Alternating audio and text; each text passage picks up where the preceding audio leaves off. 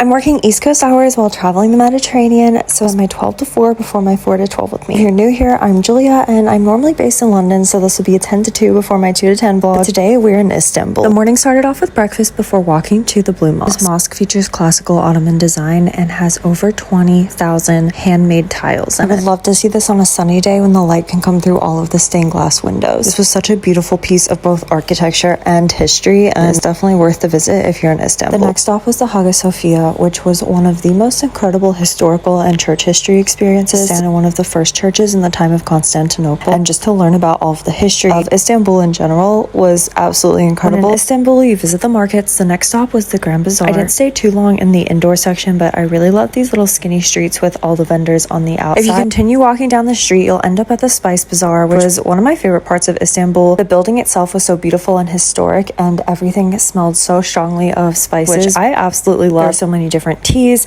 different spices to try, and I just felt like it was more of a unique experience than the Grand Bazaar. I ate a large breakfast, so I wasn't hungry for lunch, but I did need some baklava, so I went to this little shop that specializes in it. I ordered this massive baklava ice cream cake. It was absolutely incredible. I also tried Turkish coffee for the first time and really enjoyed it. I headed back to the hotel, logged into work. I did a full day of work today starting at 4 p.m. For my lunch break, I went to a local spot for dinner, some of the most amazing Turkish food before heading back to the hotel and wrapping up my work for the